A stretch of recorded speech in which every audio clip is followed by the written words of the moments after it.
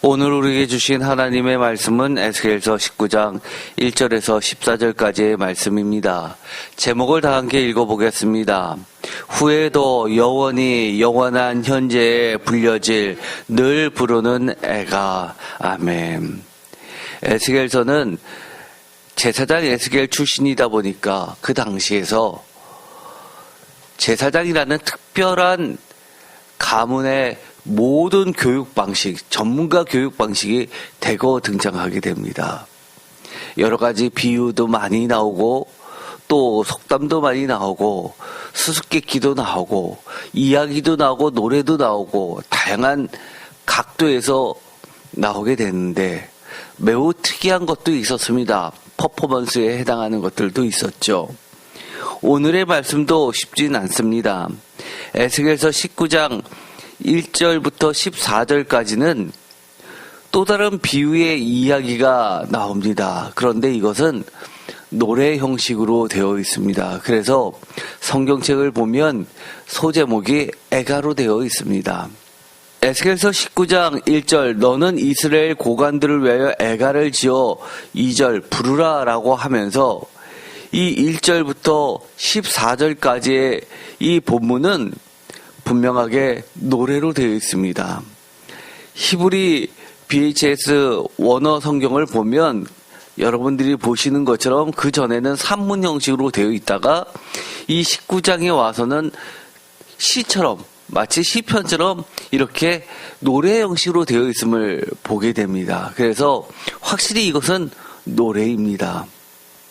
그리고 운율도 마찬가지로 여러 가지 운율이 있죠. 예를 들어서 우리나라도 장조가 있고 단조가 있습니다. 서양 음악도 그런데 한국의 전통 국악 가락을 들으면 그것이 슬픈 것인지 또는 기쁜 것인지도 알 수 있죠. 그래서 이 크게 보면 노래이지만 노래 중에서도 기쁜 노래 그리고 슬픈 노래가 있듯이 애가 쉽게 말해서 장례식에서 부르는 그 노래의 곡조가 따로 있습니다. 운율을 따라서 이렇게 구성되어 있는 노래입니다. 그런데 이 노래를 이해하는 것도 쉽지 않은데 형식을 따라서 이해하는 것도 쉽지 않지만 더더욱이 그 내용도 굉장히 우화 형식을 취하고 있습니다. 상징이 많이 드러나 있죠.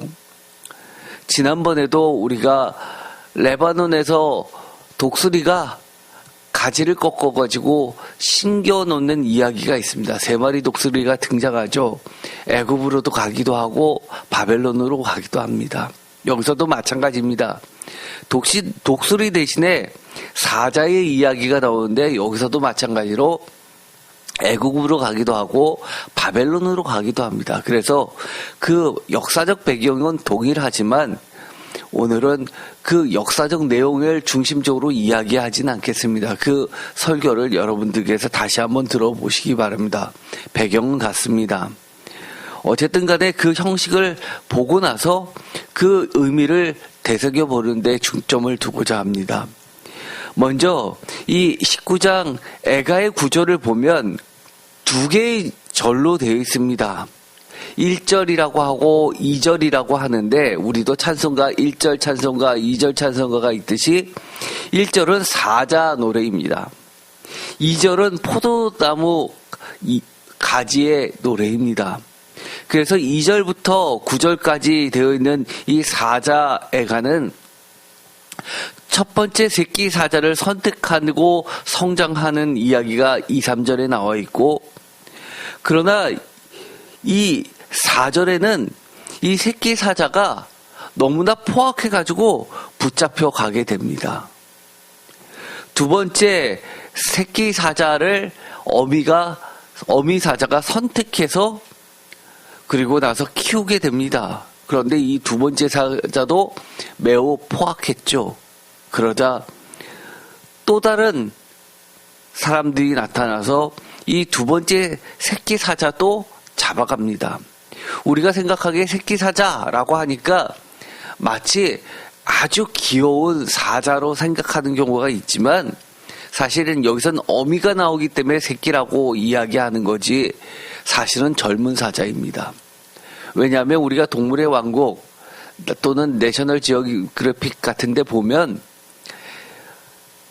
사자는 숫사자 한 마리에 암사자를 대고 거느리고 수많은 새끼를 거느리는 정말 그렇게 왕국의 왕처럼 거느립니다. 그런데 그 새끼들 중에서 순놈이 무럭무럭 자라가지고 한 2살, 3살 정도만 되면 이 늙은 아빠 사자를 쫓아내고 자기가 그 나머지를 모두 차지하는 아주 독특한 형식을 취하고 있습니다. 그렇기 때문에 이 새끼 사자는 젊은 사자로서 매우 강력한 무시무시한 사자, 힘센 사자를 이야기합니다. 두 번째 10절에서 14절까지는 포도나무 가지로 되어 있는 이야기가 나오는데 10절에는 무성한 포도나무가 자라납니다. 11절에는 아주 그 가지가 성장하는데 12절부터 13절까지는 그만 꺾이게 됩니다. 그리고 14절에는 다시 멸망하게 되죠. 사실은 이 포도나무의 가지는 규가 될 만한, 지도자가 될 만한 아주 그렇게 왕권을 누리기에 충분한 가지인데도 불구하고 그렇게 되지 못하는 멸망당하는 이야기를 그려내고 있습니다. 그래서 이 전체를 1절과 14절 하반절이 인클루지오를 형성하는 장래애가로 학자들은 봅니다. 그리고 캐치워드라고 하죠. 번역을 간판단어라고 했지만 이것이 2절과 10절의 서두에 나오는 너의 어머니, 나의 어머니, 어머니의 이야기가 나옵니다. 그래서 이 암사자와 포도나무가 마치 주인공이 돼서 무엇인가를 선택하는 핵심적인 역할을 하게 됩니다. 그 새끼 사자들 중에서 고르는 역할을 하게 되죠. 그런데 이 노래는 3 더하기 2의 운율을 가리키고 있는데 중간중간 예를 들어서 9절에 3 더하기 3 더하기 3이라는 형식의 이탈이 나타나기도 하고 또는 11절과 12절에 2 더하기 2 또는 2 더하기 2의 중첩 형식으로 장래애가의 표준인 3 더하기 2의 구조를 벗어나는 운율을 나타나고는 있지만 전체적으로는 이처럼 운율을 따라서 애가의 형식을 취하고 있다고 합니다. 사실 이렇게 이야기하면 사실 전문적이어서 어렵죠. 참고로만 알아두십시오. 저도 히브리어는 잘 모르기 때문에 학자들이 이야기하는 것들을 참고를 할 뿐입니다. 예를 들어서 여기 보면 묶음 단어들이 있죠. 앞에 3묶음, 뒤에 2묶음. 보이시나요? 1, 2절에. 그리고 3절이라고 3이라고 되어 있는 것도 앞에 3, 그 뒤에 2 묶음 해가지고 3 더하기 2 구조. 이거를 소리내서 읽으면 음절에 따라서 나누는 겁니다. 이런 식으로 이런 3 더하기 2 구조. 이것이 바로 곡조라고 하는 겁니다. 우리가 보기에는 이게 단순히 하나의 글자처럼 보이지만 보이지 않게 글자 자체가 히브리 사람들은 이게 악보입니다. 악보. 그래서 유대교 회당에서 실제로 예배 드려본 사람들은 그들이 읽는데 어떤 그 많은 사람들이 가르쳐 주지도 않았는데 일정한 곡조를 따라서 높낮이를 이야기하면서 이렇게 딱딱딱딱 맞춰서 하는 걸 보면 우리는 글자처럼 되어 있는데 그 사람들은 마치 우리나라의 시조처럼 그렇게 노래를 부를 수 있는 겁니다. 그런데 이 애가는 중요한 이야기가 바로 이 배경이 무엇을 상징하느냐라는 부분을 이야기하는데 대표적으로 이 사자 이야기가 나오는 것은 대표적으로 창세기 49장에 보면 유다 지파의 엠블럼이 사자입니다. 그래서 12지파의 그 깃발을 보면 자기네들이 상징을 나타냈는데 사실은 우리가 이 유다 하면 사자, 왕으로서 표시를 하죠. 창세기 49장 9절 유다는 사자 새끼로다. 내 아들아 너는 움킨 것을 찢고 올라갔더라. 그가 엎드리고 웅크림이 숫사자 같고 암사자 같으니 누가 그를 범할 수 있으랴. 10절 그가 유다를 떠나지 아니하며 통치자의 지팡이가 그 발 사이에서 떠나지 아니하기를 실로가 오시기까지 이르리니 그에게 모든 백성이 복종하리다. 여기서도 바로 통치자의 규, 지팡이 이야기가 나오죠. 오늘 있었던 이 19장에 나왔었던 애가에 들어가 있었던 이 포도나무의 규의 이야기도 여기에서 다 유래가 됐다고 할 수 있습니다. 11절에 보면 포도나무도 등장합니다. 그의 나귀를 포도나무에 매어 그의 암나귀 새끼를 아름다운 포도나무에 맬 것이며, 물론 여기선 포도나무는 풍요와 복을 상징합니다. 아까 애가에서의 포도나무는 사실 풍요를 상징한다기보다도 나무 중에 왕, 포도나무, 동물 중에 왕, 사자를 의미해서 왕조를 의미하는 것으로 바뀌게 됩니다. 어쨌든 간에 여기에서 중요한 단어는 사자, 규, 지팡이, 포도나무 같은 단어들이 대거 등장합니다. 그래서 이 애가는 사실은 남유다 또는 전체적으로는 이스라엘 백성들의 지도자를 나타낸다고 할 수 있습니다. 한 가지 우리가 조금 기억해야 될 것은 에스겔은 확실히 남유다 출신입니다. 그래서 남유다의 회복이나 남유다의 이야기를, 심판의 이야기를 할 것 같지만 이미 망한 북이스라엘을 포함해서 이스라엘의 고관들에게라고 이야기를 하는 하나님의 말씀을 전합니다. 이것은 이사야서도 마찬가지도, 이사야서에서도 시온 중심적으로 되어 있지만 이스라엘을, 북이스라엘까지 포함해서 온전한 12지파를 이야기할 때가 많이 있습니다. 그리고 복음서도 보면 우리가 전에 에스겔 1장을 할 때도 4개의 동물 가지고 복음서를 이야기했죠. 사자도 나왔고 독수리도 나오고 소도 나오고 사람도 나왔습니다. 그것도 에스겔의 여러 가지 그룹에 나와 있는 얼굴을 가지고 복음서를 설명한 것인데요. 거기서 이 사자가 등장하죠. 사자는 특별히 전통적으로 초대 교부들, 1세기부터 4세기 때까지 이 교부들은 마태복음을 이야기합니다. 마태복음에서는 예수 그리스도로 왕의 후예로 사자로 표현하고 있죠. 이처럼 여러 가지가 상징이 서로 얽혀 있습니다. 또 한 가지 우리가 볼 필요가 있는 것은, 아까는 100주년 기념 주석이었는데 이번에는 하오라는 에스겔서 주석 같은 데를 보면 사자로 비유된 다윗 왕조가 2절부터 9절까지 나오는 건 동일합니다. 그러면서 이렇게 표현하고 있죠. 유다 말기의 역사적 정황을 고려한다면 첫 번째 사자가 누구냐? 그것은 바로 누구, 애굽의 바로 누구에 의해서 애굽으로 끌려간 여호와스를 의미한다고 보고 있습니다. 두 번째 사자가 무엇이냐라고 할 때는 주전 586년에 역시 바벨론으로 잡혀간 시드기야로 보는 견해가 있다라고 이야기를 하는데, 이거는 모든 학자들이 대체적으로 일치를 합니다. 그런데 독특하게 몇몇 학자들은 주전 597년에 여호야긴으로 보는 학자도 있습니다. 그래서 제가 이거는 괄호로 놔뒀지만 여러분은 이처럼 시드기야로 보시는 게 오히려 적합할 것 같습니다. 왜냐하면 이것을 여호야긴으로 보든 아니면 시드기야로 보든 그건 그렇게 중요치 않기 때문입니다. 논점의 변화가 없기 때문에 이것은 하나님께서 이 남유다의 지도자 모두는 압제와 교만으로 인한 왕의 실패는 곧 그 땅과 그에 속한 모든 것들의 황폐함을 가져다 주는 원인이 된다는 점에서는 동일하기 때문입니다. 결국 이 사자 애가에서 나타내는 것은 다윗 왕조의 멸망을 이야기한다는 겁니다. 그래서 이 구절을 보더라도 이스라엘 통치자들에게라고 19장 1절은 시작하지만 2절에서 9절까지는 어린 사자들은 여호와스와 시드기야에 대한 애가를 나타내고 있고, 그 다음에 10절부터 14절까지는 다윗 왕조를 나타내는 포도나무를 이야기합니다.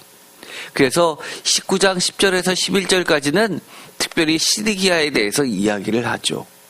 그래서 결론적으로는 하나님의 심판을 피할 수 없음을 이야기합니다. 19장에 보면 내 피의 어머니는 물가에 심겨진 포도나무 같아서 라고 했을 때 어머니가 누구냐라고 또 학자들은 많은 의견을 냅니다.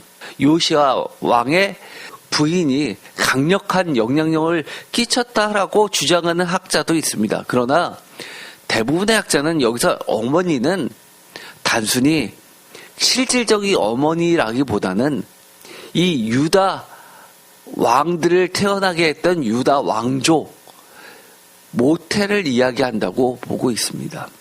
어쨌든 11절에 보면 권세 잡은 자의 규, 지팡이가 될 만하다고 이야기합니다.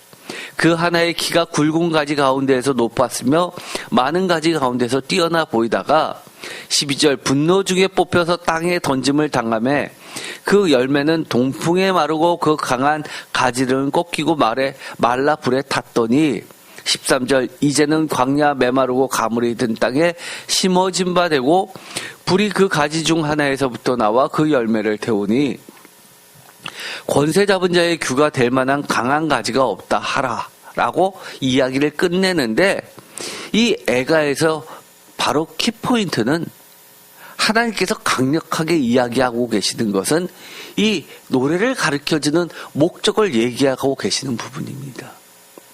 14절 하반절을 다 같이 읽겠습니다. 이것이 애가라 후에도 애가가 되리라. 표준세 번역으로도 읽어보겠습니다. 이것은 애가인데 늘 부르는 애가가 되었다. 하나는 되리라 또는 새 번역은 되었다라고 번역을 하고 있지만 이것은 영원한 현재를 이야기하고 있습니다. 어떻게 보면 진리라는 거죠. 이것은 애가인데 늘 부르는 후에도 부르는 영원히 부를 애가라는 겁니다. 하나는 미래형으로 하나는 과거형으로 그렇게 번역했지만 이것은 현재형으로도 번역이 가능한 겁니다. 영원한 애가이다라고 이야기해도 되는 구문입니다. 또 다른 주석서에서 이렇게 이야기합니다. 우리가 그러면 이것을 통해서 다 아는 누구나 기억하는 그 결론을 이야기하는 것을 계속해서 여러 가지 우화나 애가나 노래를 통해서 반복할 필요가 뭐가 있냐라는 겁니다. 이렇게 하는 이유가 있다는 거죠. 뭡니까? 이것이 유다왕 마지막 시드기야로 보든 무엇으로 보든 간에 하나님의 의도는 이거라는 겁니다. 그들이 망했다라고 하는 것을 드러내는 것이 아니라 현재적 실패를 강조하면서 간접적으로는 회개를 촉구하고 있다는 겁니다. 하나님의 심판의 당위성에 모두가 동의해서 나는 지금 살아남은 것 같지만 결국 나도 망할 수밖에 없겠구나. 그러니 빨리 돌아가야지라고 회개로 인도하는 데 있다는 겁니다. 그래서 노래를 부르라는 겁니다. 어떤 사람들은 이 에스겔이 함께 삶을 나누고 있는 많은 사람들은 이미 포로로 끌려가서 이방 땅에서 어떤 사람은 나름대로 자리를 잡은 사람도 있을 겁니다. 적응하면서 사는 사람도 있을 겁니다. 그러나 그게 다가 아니라는 거죠. 완전히 멸망당할 때까지 하나님의 심판은 여전히 남아있다는 겁니다. 그러면서도 추가적으로 이야기를 하고 있습니다. 심판 이후 하나님의 회복에 대한 이야기를 19장 이후에 또 하고 있기 때문입니다. 즉 이렇게 애가를 누구나 다 불러야 되고 앞으로도 부르라는 이야기는 하나님의 심판이 언제나 있기 때문에 언제나 우리는 어제도 오늘도 앞으로도 하나님의 그 기준에 맞도록 하나님께 나아가면서 회개하는 존재라는 겁니다. 이것이 우리가 불러야 되는 애가입니다. 왜 영원한 애가입니까? 영원한 현재로 불려질 애가입니까? 아니라고 낙관적이며 깨어있지 못한 신앙인들에 대한 경고이기 때문입니다. 여러분들은 신앙생활을 할 때 어느 정도 정착이 되신 분들도 있고 여전히 정말 전쟁터에 놓여 있는 분도 계실 겁니다. 모든 교회가 마찬가지죠. 남들이 보기에는 굉장히 편안한 교회, 그리고 편안한 성도들, 안정적인 성도들, 부유한 성도들만 있는 것 같지만 그 안에는 정말 전쟁을 치르듯이 오늘 아니면 오늘 먹고 사는 하루살이와 같은 삶을 영위하는 사람들도 있습니다. 그러나 하나님 눈에 보았을 때는 아니라고 낙관적이며 깨어있지 못한 신앙인들은 사실 모두 다입니다. 우리 모두는 하나님 앞에서 늘 깨어있어야 되는데 어느 순간 우리가 너무 아니라고 낙관적으로 신앙생활을 하는 경우가 많이 있다는 겁니다. 대표적인 뭘까요? 영원한 하나님의 사랑에 대한 하나님의 말씀을 무시하는 망령된 자기 욕망 같은 게 있죠. 또는 파묻히는 일상이 있을 수 있습니다. 완전히 하나님은 우선순위에서 밀리는 경우죠. 사실 이 구체적인 것은 적용에 관련된 부분에서 이것은 별도로 하나하나씩 나눠야 될 것이지만 오늘은 대략적으로만 중심되는 내용만 나누도록 하겠습니다. 마태복음 24장에 보면 37절 노아의 때와 같이 인자의 임함도 그러하리라. 홍수전에 노아가 방주에 들어가던 날까지 38절 하반절 다 같이 읽겠습니다. 사람들이 먹고 마시고 장가들고 시집가고 있으면서 홍수가 나서 그들을 다 멸하기까지 깨닫지 못하였으니 인자의 임함도 이와 같으니라. 아멘. 뭐라고요? 그들은 아무것도 알지 못했다고 하는데 왜 그렇습니까? 먹고 마시고 장가들고 시집가고 했다는 겁니다. 심하게 이야기하는 사람들은 이 문구를 가지고 이렇게 이야기합니다. 쾌락에 빠진 로마의 시대를 방불케 하는 노아의 시대였다라고 이야기하시는 분도 계십니다. 소돔과 고모라를 이야기하는 시대라고도 말하기도 합니다. 그러나 매우 제한적으로 이 글자 그대로 말씀을 읽어보면 먹고 마시고 장가들고 시집가고 있다라는 이 이야기는 다른 말로 바꾸면 이렇게도 표현할 수 있는 겁니다. 일상. 우리 매일 먹습니다. 매일 마십니다. 장가들고 시집가고 경제사 치르고요. 또 기본적인 사회생활을 통해서 빠지면 안 되는 모임도 참석해야 되고요. 직장생활도 합니다. 무엇이 문제입니까? 깨닫지 못하는 게 문제입니다. 왜요? 많이 번 사람은 더 벌기 위해서. 그리고 못 본 사람은 그나마 유지하기 위해서. 우리를 그냥 놔둡니까, 세상이? 바쁘게 돌아가게끔 만듭니다. 그러다 보니까 좋은 의미로 바빠서 일상이 그러니까 어쩔 수 없으니까 그렇게 되는 경우도 있습니다. 그러나 하나님은 이렇게 이야기하죠. 깨어있으라고 이야기합니다. 왜냐하면 깨어있지 못하면 영원한 현재, 과거에도 지금도 앞으로도 노아의 때는 언제나 우리 곁에 있다는 겁니다. 누가복음 9장 59절 또 다른 사람에게 나를 따르라 주님께서 이렇게 이야기하셨습니다. 그러자 그가 이르되 나로 먼저 가서 내 아버지를 장사하게 허락하소서. 여기도 장사하는 경조사 이야기가 나옵니다. 60절 이르시되 죽은 자들로 자기의 죽은 자들을 장사하게 하고 너는 가서 하나님의 나라를 전파하라 하시고 61절 또 다른 사람이 이르되 주여 내가 주를 따르겠나이다마는 나로 먼저 내 가족을 작별하게 하소서.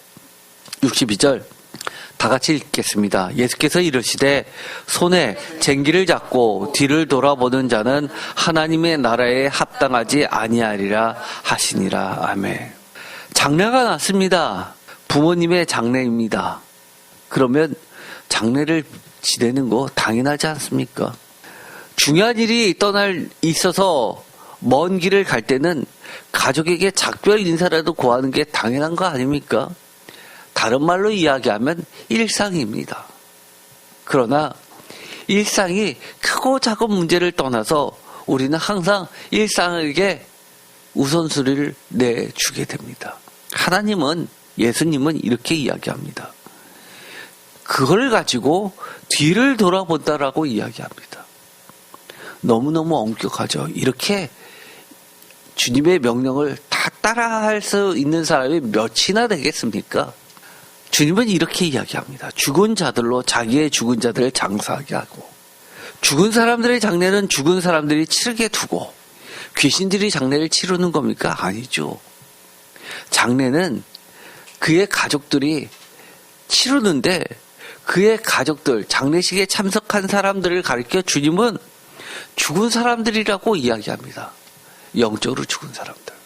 매우 어려운 이야기죠. 우리들이 어떻게 합니까? 전도하라고 그러면 제일 먼저 교회에서 가르치는 게 뭐죠? 가까운 가족부터 전도하라고 그러죠. 여기서는 그런 문제가 아닙니다. 가족이 우선순위냐, 다른 사람이 우선순위냐, 그런 차원의 이야기가 아닙니다. 영적으로 깨어서 우리가 파묻히는 일상 가운데서 그래도 하나님과 예수님의 말씀과 명령을 우선적으로 처리하는지, 그런 문제를 논하고 있습니다. 먹고 마시는 문제 쉽지 않습니다. 그럼에도 불구하고 누가복음 12장 19절에는 심판의 시대, 평안히, 누가복음 12장 19절에 많이 쌓아두었으니 평안히 쉬고 먹고 마시고 즐거워하자 한다는 시대라는 겁니다. 그것도 또 내가 내 영혼에게 이르되 영혼아 여러 해 쓸 물건을 많이 쌓아두었으니, 이 말로 하면 뭐랑 비슷할까요? 요즘에 좋은 말로 하면 노후를 확실하게 준비해 뒀다라고 할 수 있습니다. 그런데 노후를 확실하게 준비해 두었든 아니든 주님이 지적하시는 게 뭡니까? 먹고 마시고 즐거워하는 일상 속에 파묻힐 것인지, 아니면 하나님의 나라에 눈을 고정할 것인지를 묻고 있는 겁니다. 왜냐하면 누가복음 10장 7절에 똑같이 먹고 마시는데 이렇게 이야기합니다. 그 집에 유하여 주는 것을 먹고 마시라. 일꾼이 그 삭을 받는 것이 마땅하니라. 이 집에서 저 집으로 옮기지 말라라고 명령하십니다. 선교사를, 사도를 파송할 때 하셨던 규칙입니다. 주 2세기의 시리아 쪽에 디다케라고 있습니다. 가장 오래된 문서 중에 하나로, 신약시대의 문서로 기록이 됩니다. 하나님께서 먹고 마시는 것을 폄하하는 겁니까? 그렇지 않아요. 하나님께서는, 예수님께서는 먹고 마시는 일상에 대해서 분명하게 필요하다라고 이야기하십니다. 그러나 주님의 제자든 하나님의 일을 하는 사람들은 먹고 마시더라도 세상 사람들처럼 그렇게 먹고 마시지 말라는 겁니다. 깨어서 먹고 마시라는 겁니다. 예를 들어서 누가복음 12장 45절에 주인이 더디 오리라 라고 생각하면서 먹고 마시고 취하게 되면, 때가 되면 반드시 하나님께서 심판하신다고 이야기합니다. 주인이 돌아왔을 때 그냥 놔두겠냐고 말씀하십니다. 누가복음 17장 27절에 노아가 방주에 들어가던 날까지 사람들이 먹고 마시고 장가들고 시집가더니 홍수가 나서 그들을 다 멸망시켰으며, 누가복음 17장 28절 또 롯의 때와 같으니 사람들이 먹고 마시고 사고 팔고 신고 집을 짓더니, 누가복음 22장 30절에는 반대로 너희로 내 나라에 있어 내 상에서 먹고 마시며 또는 보좌에 앉아 이스라엘 12지파를 다스리게 하려 하노라. 먹고 마시는 문제, 똑같이 먹고 마시지만 먹어도 주를 위해서, 마셔도 주를 위해서 라고 하는 자들에게는 결국은 내 나라에서, 내 상에서 먹고 마시며 또는 보좌에 앉아 이스라엘 12지파를 다스리게 하려 하노라 라고 약속해 주십니다. 제가 전에 그런 설교를 한 적이 있습니다. 주기도문에서 주님께서 이러한 양식, 이러한 빵, 원어는 빵이죠. 빵을 달라고 하나님께 기도하라고 가르쳐 주셨습니다. 이러한 양식, 우리의 먹고 사는 문제, 세속적인 겁니까? 주님은 이렇게 이야기하죠. 우리가 먹고 마시는 세속적인 빵, 거룩한 빵이 되게 하라는 겁니다. 열심히 가족을 위해서 아이들 학교도 보내야 되고 열심히 일을 합니다. 가족을 먹여 살리려고 열심히 일합니다.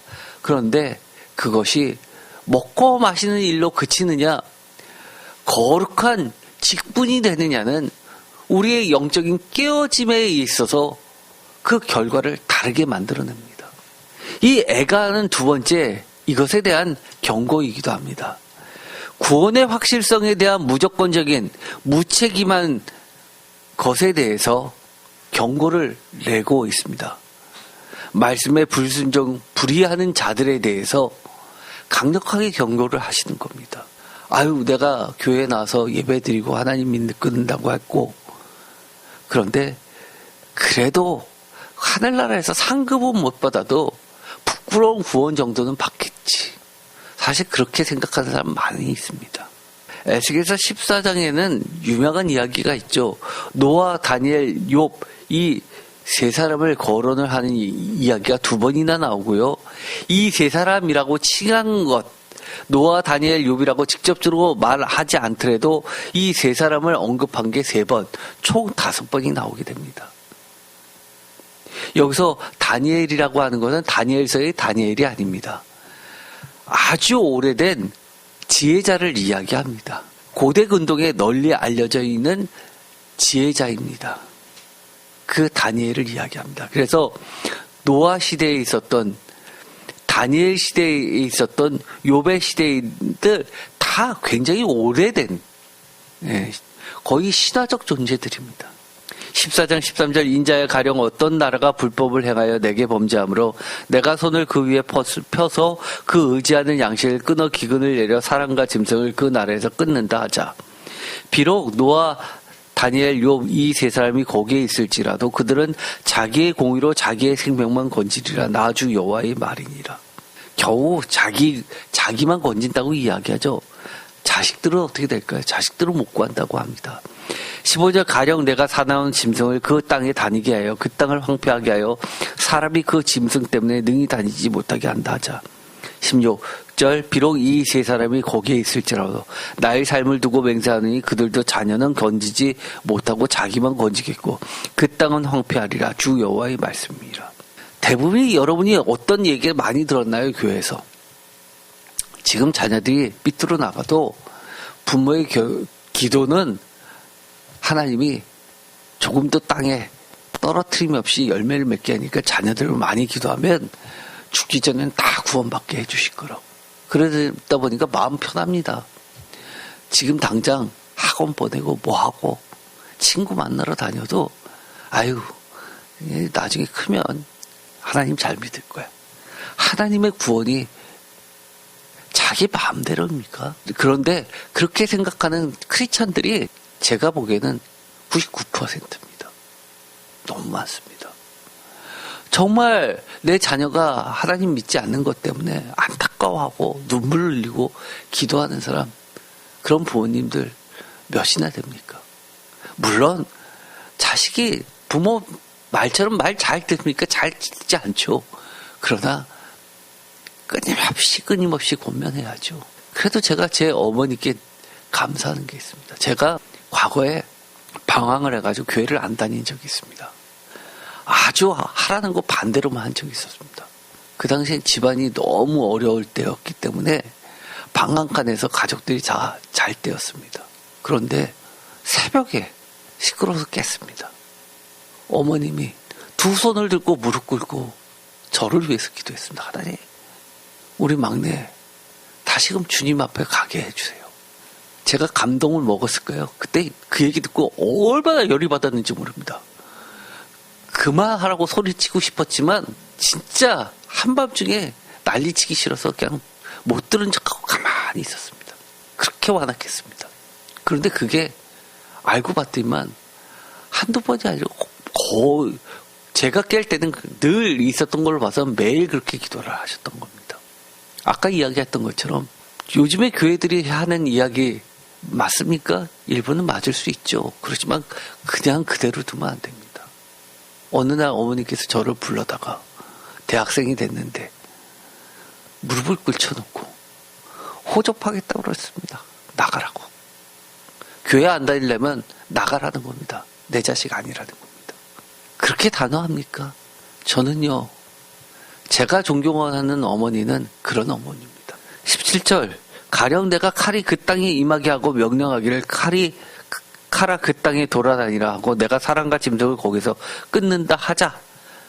18절, 비록 이 세 사람이 거기에 있을지라도 나의 삶을 두고 맹세하노니 그들도 자녀는 건지지 못하고 자기만 건지리라. 나 주 여호와의 말이니라. 많은 사람이 이것에 대해서 동의하지 않습니다. 그러나 반드시 이렇습니다. 에스겔서 14장 19절, 가령 내가 그 땅에 전염병을 내려 죽임으로 내 분노를 그 위에 쏟아 사람과 짐승을 거기에 끊는다 하자. 비록 노아 다니엘 욥이 거기에 있을지라도 나의 삶을 두고 맹세하노니 그들도 자녀는 건지지 못하고 자기의 공의로 자기의 생명만 건지리라. 주여의 말씀이라. 그들의 목숨만 그것도 겨우 건진다고 이야기합니다.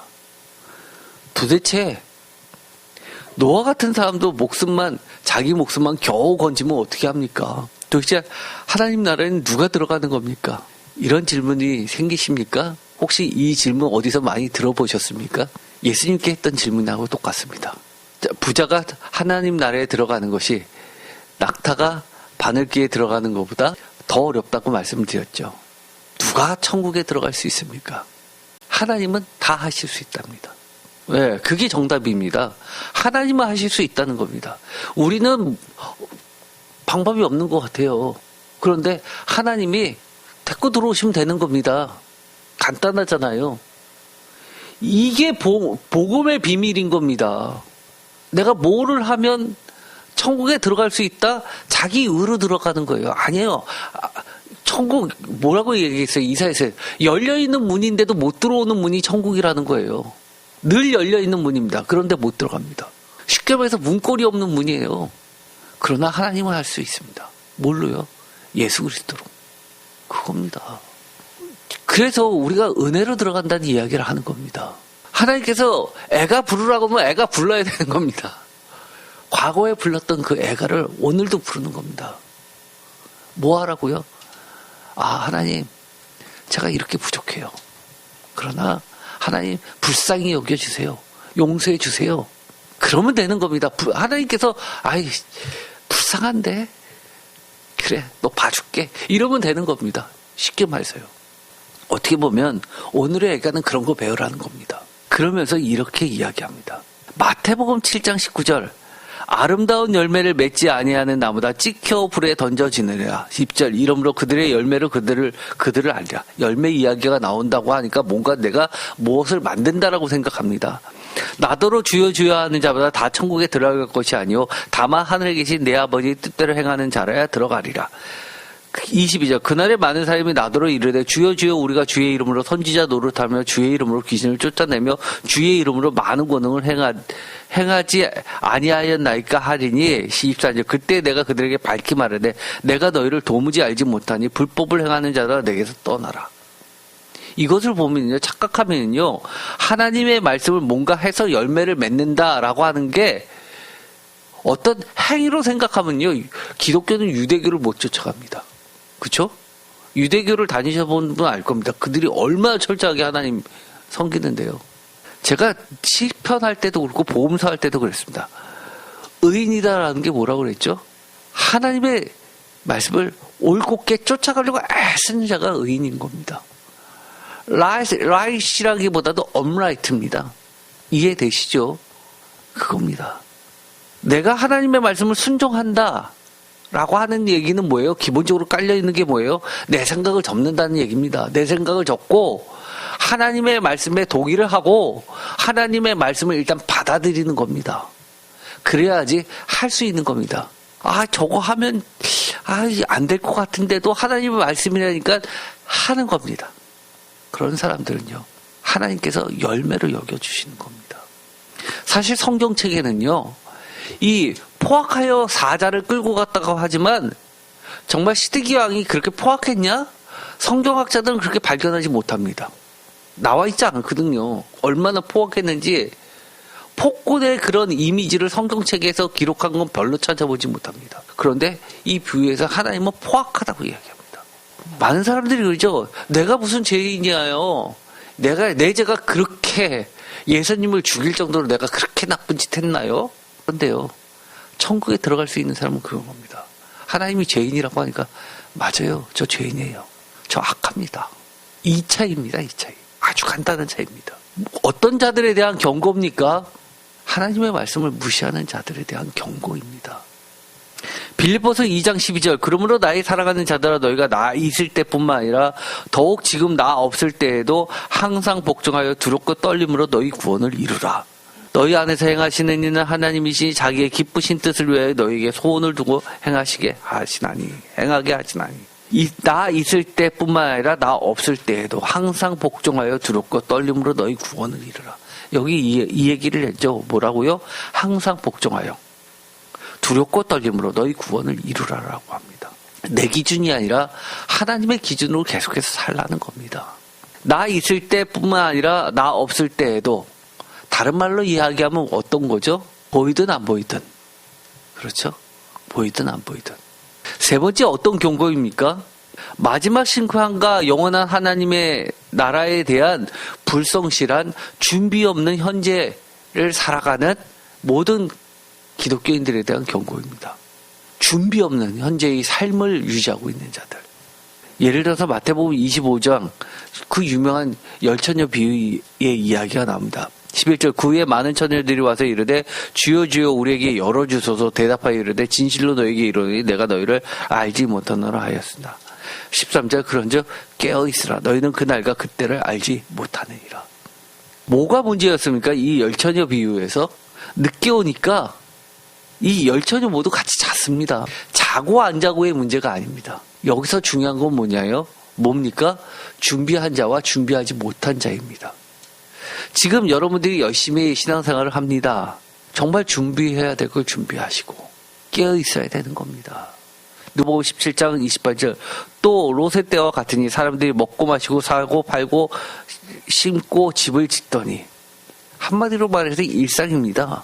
집을 사고 팔고 심고 집을 짓더니 롯이 소돔에서 나가던 날에 하늘로부터 불과 유황이 비오듯 하여 그들을 멸망시키었느니라.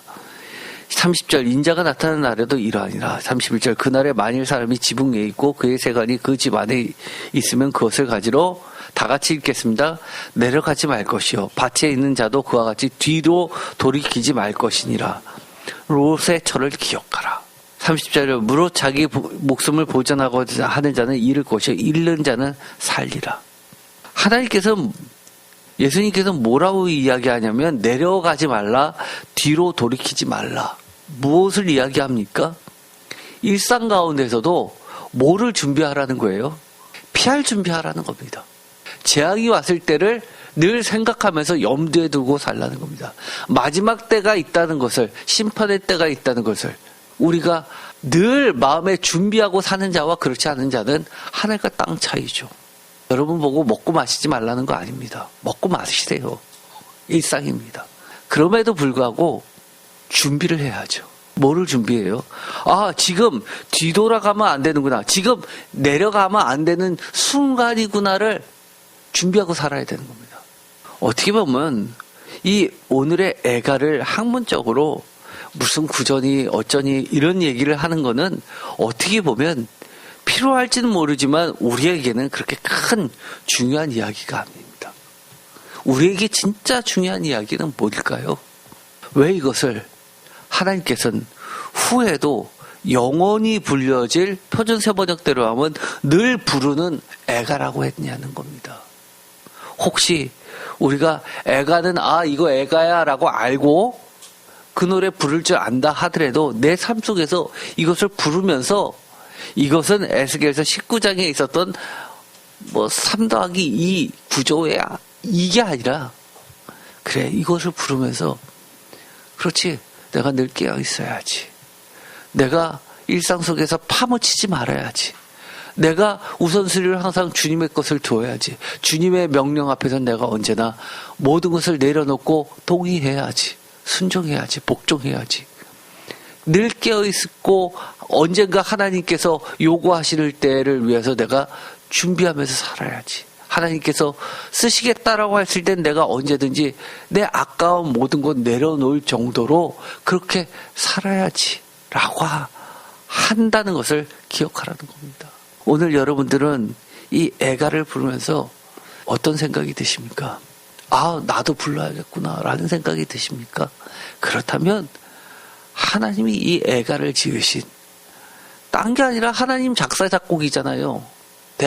대한민국에 유명한 사람이 작사 작곡했다 그러면 다들 부르잖아요. 그런데 하나님이 작사 작곡했으면 우리가 불러야죠. 우리는 기억하고 있어야죠. 제목을 다 함께 읽어보겠습니다.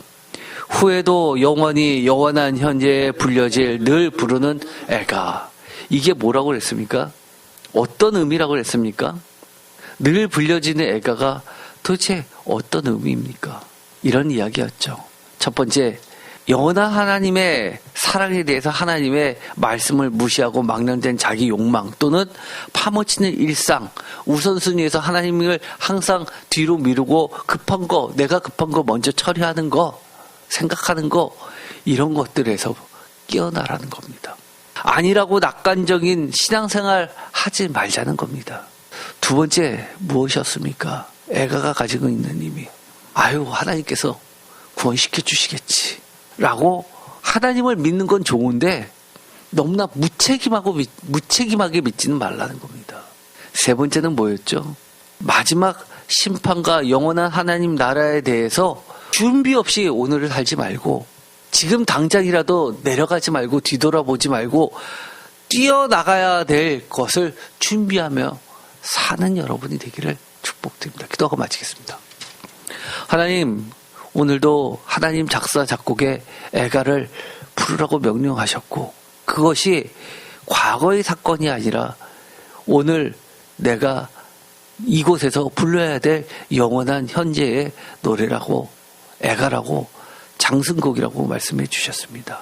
이것을 기억하면서 늘 준비하면서 깨어있으면서 신앙생활 할 수 있게 하여 주옵소서. 안일하게 낙관적으로 그렇게 신앙생활하지 않게 하여 주옵소서.